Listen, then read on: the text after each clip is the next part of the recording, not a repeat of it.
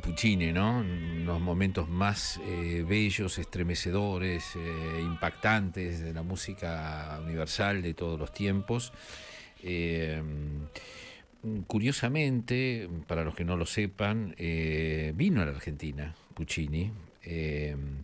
Entre junio y agosto de 1905 estuvo aquí, estuvo en Uruguay, en Brasil. Eh, el viaje ese, del que no se sabe tanto, fue investigado por dos grandes críticos y periodistas especializados en ópera y música clásica, Gustavo Gabriel Otero y Daniel Baracali Costas, que han hecho un trabajo precioso, extraordinario, y que ahora se relanza, se reedita. Y me llamó mucho la atención, quería saber qué era lo que había hecho Puccini aquí en la Argentina, en Uruguay y en Brasil. Y es por eso que vamos a hablar con Gustavo Otero. ¿Qué tal, Gustavo? ¿Cómo te va? Buen día. ¿Qué tal? Buen día, buen día. Bueno, escuchar a Pavarotti remite a los fenómenos de los tres tenores, ¿no? A las termas de Caracas, al Mundial del 90, a ese fenómeno que popularizó la ópera. Así es. Pero en 1905 la ópera era muy popular y Puccini era uno de los más populares autores de ópera del momento.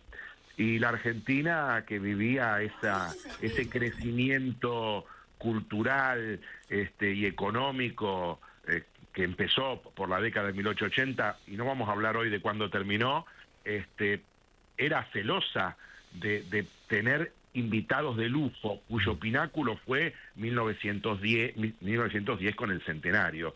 Y no podía faltar Puccini. Primer viaje transatlántico de Puccini. Antes de conocer Nueva York, Puccini conoció Buenos Aires.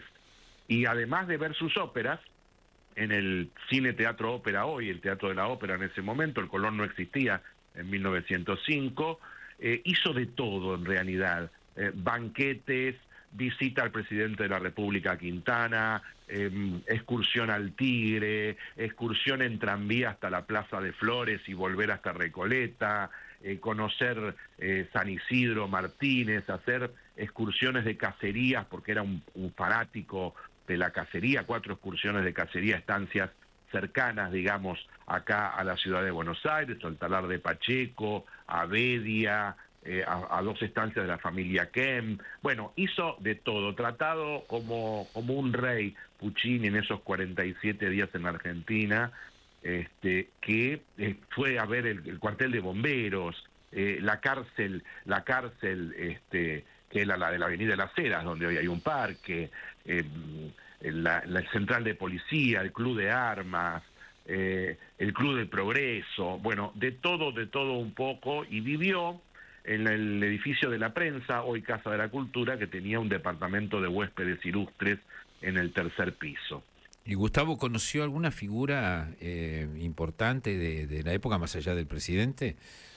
Bueno, fue a visitar al general Mitre, que lo había conocido en Italia, en ese momento expresidente, en sus últimos años de vida, en definitiva, ¿no? Creo que, si mal no recuerdo, Mitre muere en el 6, ¿no? Bueno, lo fue a visitar directamente a su casa y conoció a todas las grandes personalidades del momento, a los ministros, a las personalidades, porque todos iban a la ópera, y hay que pensar que el 9 de julio del 5... Puccini asiste a la velada de gala por el 9 de julio, tradición que lamentablemente se perdió en Buenos Aires, en el Teatro de la Ópera, el teatro más importante en ese momento, y escucha por última vez en su vida una ópera de juventud que presentó el 8 de julio en su versión revisada Edgar, y que la última vez que la vio en su vida antes fue el 9 de julio del 5 en esta velada de gala en Buenos Aires. Después se va a Uruguay y Brasil.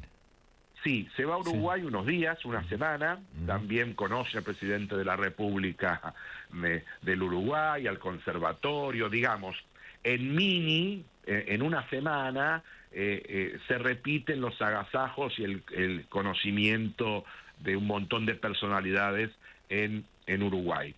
Y nosotros sacamos el libro para los 100 años de la visita de Puccini a Buenos Aires, pero seguimos investigando estos 20 años, y el año pasado, el anterior, encontramos que había como una necesidad de reeditarlo, interés en la gente, porque el libro había sido editado por el Instituto de Agricultura, una edición no comercial, esta es comercial, y encontramos que Puccini conoció también Brasil, cosa que no se sabía.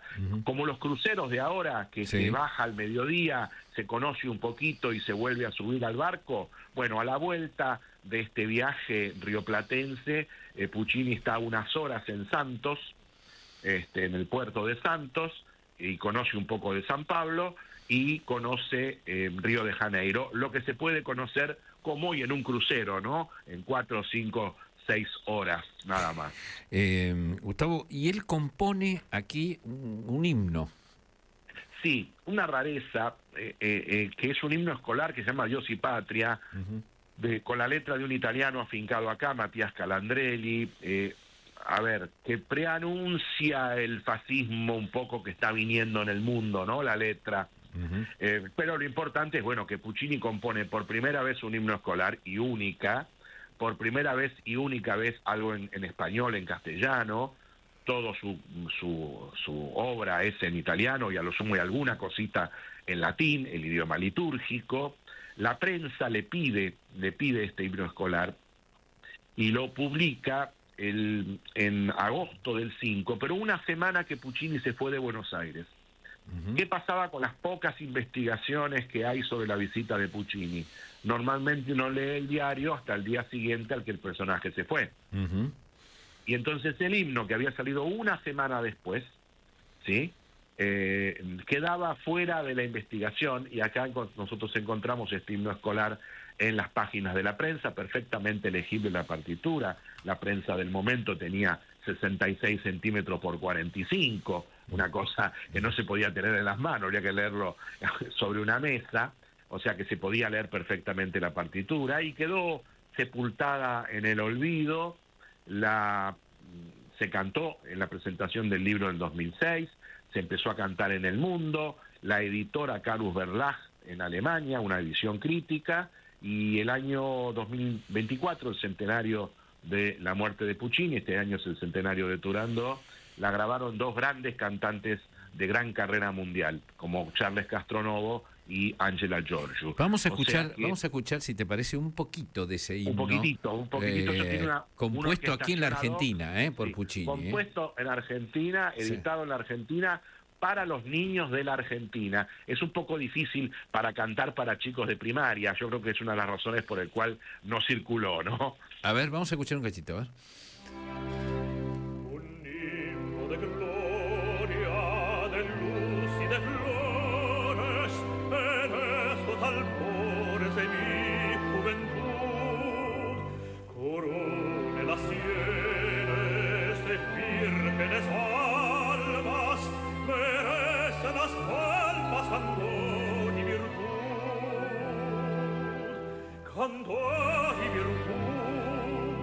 La patria y Dios me han dado el ser, vente a saber en galardón. La patria y Dios cumple adorar en el altar. Patria y Dios, así que vos decís que esto prefiguraba el fascismo, modo, ¿no? De algún modo la letra prefigura ese fascismo que está viniendo en el mundo, ¿no? Es un poco como el himno a Roma, su última composición editada, que es un poco la letra, por lo menos es prefascista. Pero digamos que la Argentina se vincula a Puccini por 2 o 3 hechos fundamentales. Primera travesía transatlántica de Puccini, antes que conocer Estados Unidos. El estreno de la versión revisada y corriente de su ópera Edgar en el Teatro de la Ópera, y algo que compone acá. Una composición menor, seguro, pero la hizo en la Argentina, y nosotros tenemos que reivindicar nuestro pasado cultural, algo que en los libros de Europa no va a salir. Normalmente se pone una línea en una biografía de Puccini sobre este viaje y se le da más importancia al de Estados Unidos, pero en ese momento Argentina como plaza de ópera era mucho más importante que Nueva York. Bueno, este libro hace justicia, te felicito, a vos, a Daniel Baracali, Costas por este trabajo espectacular, renovado ahora, se llama Puccini en la Argentina. Te mandamos un abrazo muy grande, Gustavo. Gracias, y como es una cosa muy cultural, vos sabés que es un nicho la música clásica, solo se vende en la tienda del Teatro Colón y en el shop de la Casa de la Cultura, ahí donde era la prensa en Avenida de Mayo. No hay otra distribución. Vale la pena ir a comprarlo, vale la pena ir a comprarlo. Un abrazo muy grande. Muchísimas gracias, muchísimas gracias.